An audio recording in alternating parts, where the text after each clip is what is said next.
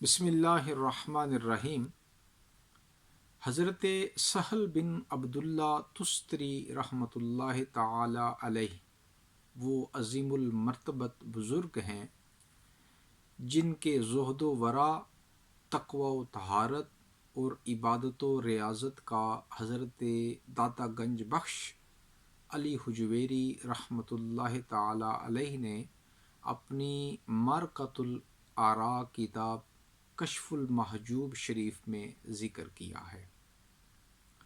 حضرت سہل بن عبداللہ تستری رحمۃ اللہ تعالی علیہ فرماتے ہیں، میں نے 8 سال کی عمر میں قرآن مجید حفظ کر لیا، پھر میں نے علم دین سیکھنا شروع کیا تو بے شمار اساتذہ کی خدمت میں حاضر ہوا، جگہ جگہ سفر کیے، علم سیکھا، میں نے 40,000 احادیث یاد کی، لیکن میں نے جانا کہ زندگی بھر عمل کرنے کے لیے صرف ایک حدیث ہی کافی ہے۔ وہ حدیث کون سی ہے؟ وہ روایت حضرت امام غزالی رحمۃ اللہ تعالی علیہ نے اپنی کتاب ایھا الولد اس میں پہلے نمبر پہ روایت کی ہے۔ امام غزالی رحمۃ اللہ تعالی علیہ نے یہ چھوٹی سی کتاب اپنے ایک شاگرد کے مطالبے پہ لکھی، تو اس پہلے نمبر پہ ذکر روایت میں حضرت امام غزالی رحمۃ اللہ تعالی علیہ بیان کرتے ہیں کہ نبی مکرم صلی اللہ علیہ وآلہ وسلم نے اپنے بعض اصحاب سے فرمایا، اعمل لدنیا کا بقدر مقام کا فیہا، اپنی دنیا کے لیے اسی قدر عمل کرو جس قدر تمہارا اس دنیا میں قیام ہے، وَعْمَلْ لِآخِرَتِكَ بِقَدْرِ بَقَائِكَ فِيهَا، اور آخرت کے لیے اس قدر عمل کرو جتنا وہاں تم نے رہنا ہے، وَعْمَلْ لِلَّهِ بِقَدْرِ حَاجَتِكَ إِلَيْهِ، اور اللہ کی خاطر اس قدر عمل کرو جس قدر تمہیں اس کی بارگاہ کی احتیاج اور ضرورت ہے، وَعْمَلْ لِلنَّارِ بِقَدْرِ صَبْرِكَ عَلَيْهَا، اور دوزخ کی آگ کے لیے اسی قدر عمل کرو جتنا تم میں دوزخ کی آگ برداشت کرنے کا حوصلہ ہے،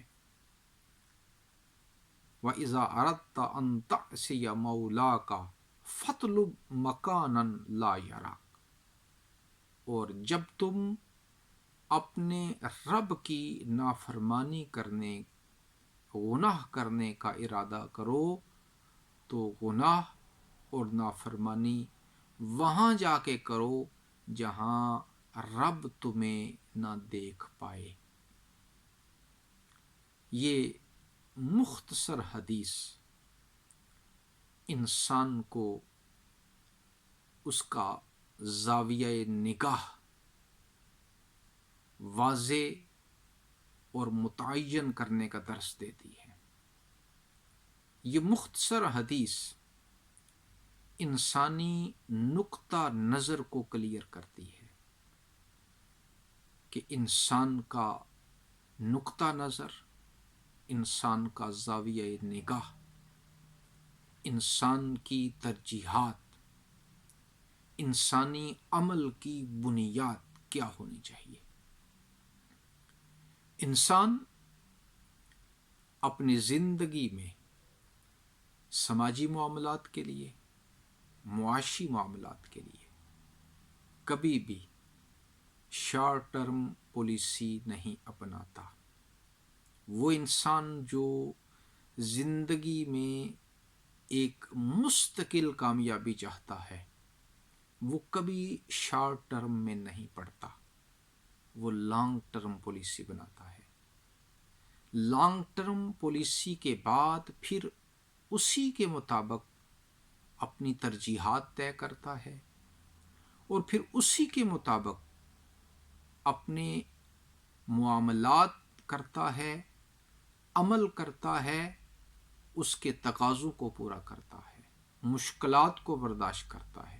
تکالیف کو سہتا ہے۔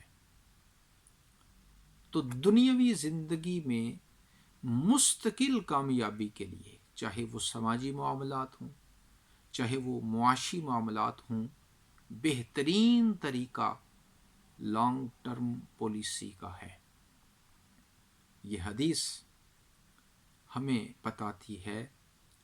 کہ جس طرح انسانی زندگی میں سماجی، معاشی، حکومتی یا اس طرح کے معاملات میں کامیابی کے لیے لانگ ٹرم پالیسی ہی بہترین ہوتی ہے اور پھر ان کے مطابق عمل بہتر ہوتا ہے، ایسے انسان یہ سوچے کہ اس کی زندگی سے متعلق، دنیا سے متعلق، آخرت سے متعلق شارٹ ٹرم چیز کون سی ہے اور لانگ ٹرم چیز کون سی ہے۔ حدیث نے واضح کیا کہ دنیا اور انسان کی دنیاوی زندگی یہ شارٹ ٹرم ہے، یہ چند روزہ بھی ہو سکتی ہے، چند سالہ بھی ہو سکتی ہے، بہرحال یہ لمیٹڈ ہے،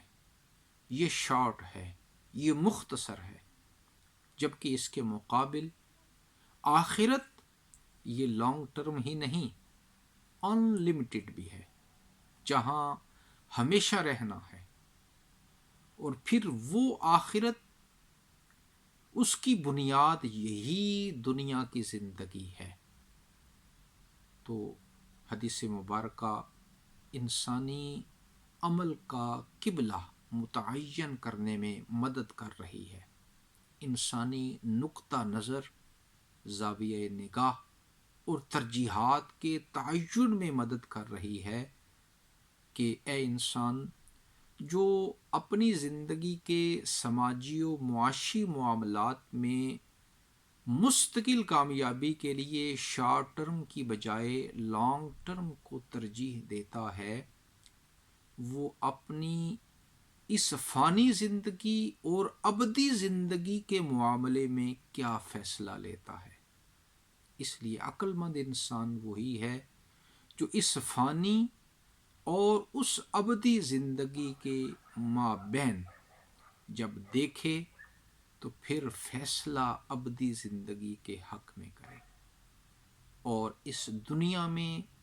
اعمال کرتے ہوئے، معاملات کرتے ہوئے، ترجیحات کا تعین کرتے ہوئے، پھر وہ اپنی دنیاوی زندگی سے زیادہ آخرت والی زندگی کو ترجیح دے، اپنی دنیاوی زندگی کو بھی بہتر بنائے، لیکن اس سے زیادہ وہ آخرت کو ترجیح دے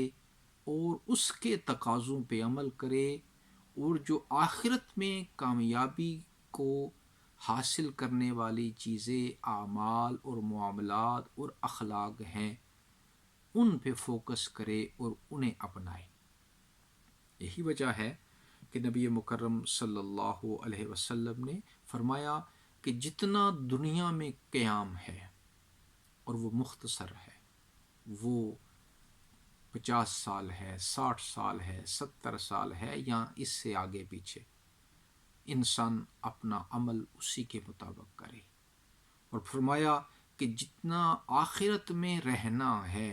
اور وہ دائمی ہے، وہ ہمیشہ کے لیے ہے، جنت ہے تو بھی ہمیشہ کے لیے، اگر خدا نخواستہ اس کے الٹ ہے، دوزخ ہے، غلط کاموں کی وجہ سے یا فسق و فجور کی وجہ سے، وہ بھی ایک ان لمیٹڈ ہے۔ تو حدیث بتاتی ہے کہ انسان جو ہے اس ابدی زندگی اور اس فانی زندگی میں جب موازنہ کرے تو ترجیح فانی زندگی کو نہ دے بلکہ ابدی زندگی کو دے۔ اور اسی طرح نبی پاک صلی اللہ علیہ وسلم نے اپنی ایک اور حدیث میں ارشاد فرمایا کہ دنیا میں انسان ایسے ہے جیسے مسافر ہو، وہ راستے میں ہے، سفر کر رہا ہے کہ دوران سفر ایک سایہ دار درخت اسے نظر آئے، اس کے سائے میں وہ بیٹھے آرام کرے، کچھ دیر سستائے، لیکن اس کے بعد اپنی توانائی کو یکجا کرتے ہوئے دوبارہ عازم سفر ہو جائے۔ وہی عقل مند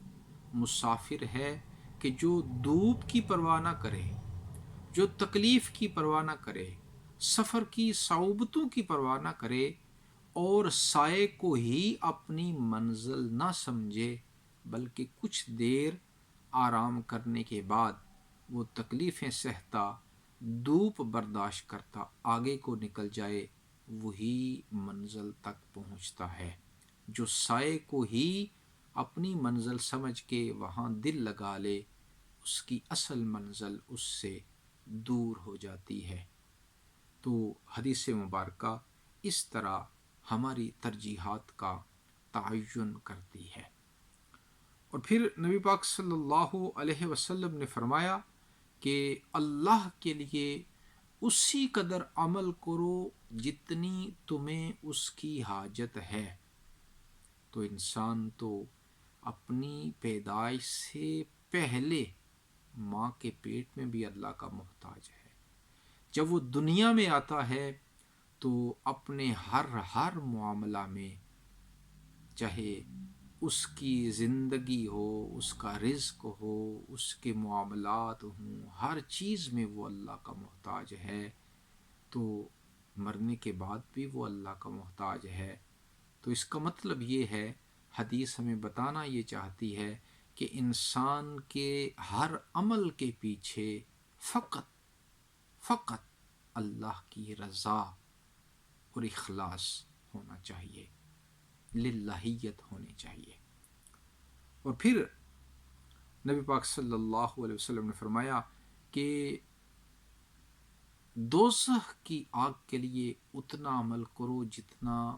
اسے برداشت کرنے کی تم میں سقت ہے، حوصلہ ہے۔ روایت میں آتا ہے کہ حضرت عمر رضی اللہ تعالیٰ عنہ گھر میں آگ جلاتے اور ہاتھ اس کے نزدیک لے جاتے، جب آگ کی تپش محسوس ہوتی اور ناقابل برداشت ہو جاتی تو اب ہاتھ پیچھے کھینچتے اور فرماتے، اے عمر یہ بتا کہ یہ دنیا کی آگ، اس کی تپش حرارت تمہارے لیے ناقابل برداشت ہے، تو اس جیسی یعنی دوزخ کی آگ کو جو اس سے 1000 گنا بڑھ کے حرارت والی ہوگی، تپش والی ہوگی، سخت ہوگی، کیسے برداشت کرو گے؟ تو اپنے آپ کو وہ ایک نصیحت کرتے اور تدبیر کرتے نفس کے خلاف۔ تو حضرت عمر رضی اللہ تعالیٰ عنہ کی یہ بات اور نبی پاک صلی اللہ علیہ وسلم کا فرمان یہ انسان پہ واضح کر رہے ہیں کہ انسان بہت کمزور ہے، وہ دوزخ کی آگ کو برداشت نہیں کر پائے گا۔ اس لیے اسے چاہیے کہ زندگی میں ایسے اعمال کرے جو جنت کی طرف لے جائیں، اور ان اعمال سے بچے جو دوزخ میں لے جانے کا سبب بنتے ہیں۔ آخر میں نبی مکرم صلی اللہ علیہ وسلم نے فرمایا کہ اگر تو گناہ کرنا ہی چاہتا ہے، تیرا نفس تجھے مجبور کر رہا ہے یا شیطان تجھ پہ حاوی ہے، تو پھر وہاں جا کے کر جہاں رب تجھے نہ دیکھ سکے۔ اس میں سبق یہ ہے، چونکہ رب ہر جگہ پہ ہے، وہ اپنی قدرت کی نگاہ سے ہر چیز کو دیکھ رہا ہے، سامنے والی کو بھی، پوشیدہ کو بھی،